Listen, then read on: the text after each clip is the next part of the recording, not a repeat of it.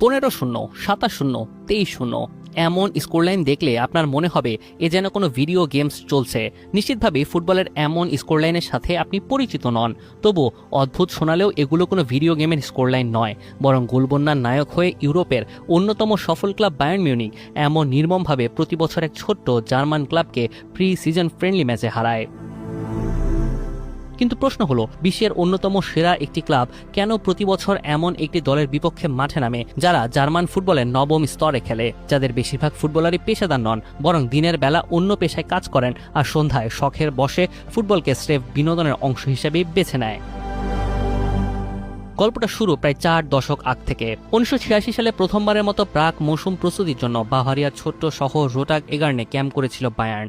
পাহাড়ে ঘেরা শান্ত এই শহর, মনোমুগ্ধকর আবহাওয়া আর অনুশীলনের জন্য আদর্শ পরিবেশ এতটাই পছন্দ হয়েছিল ক্লাবটির যে সময়ের সঙ্গে সঙ্গে এটি পরিণত হয় বায়ার্নের এক অটুট ঐতিহ্যে।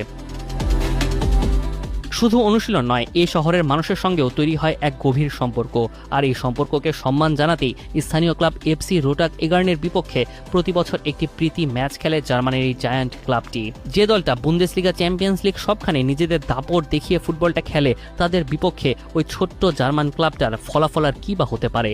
তাই তো প্রতি বছরই গোলের সুনামি দেখা যায়, যা আপনার ভ্রুকে কুঁচকে দেয়।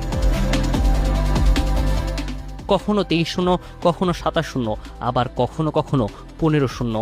কিন্তু আশ্চর্যের বিষয়, এই হার নিয়ে রোটাগ এগার্নের কারো কোনো আফসোসই যেন নেই, বরং তাদের কাছে এটাই বছরের সবচেয়ে বড় উৎসব।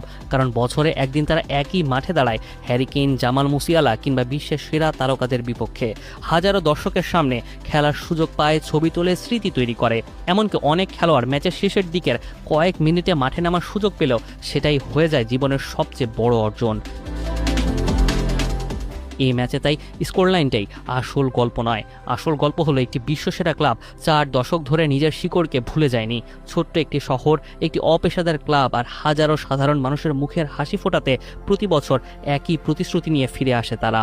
এই কারণেই ফুটবল শুধু ট্রফি, গোল কিংবা রেকর্ডের খেলা নয়, বরং ভীষণ আবেগে মাখা এক চমৎকার শ্রদ্ধা ও ভালোবাসার প্রতিচ্ছবি, যা কখনো কখনো 15, 20, 27 যাই হোক না কেন স্কোর লাইন, তার আড়ালে লুকিয়ে থাকা এক সুন্দরতম গল্প।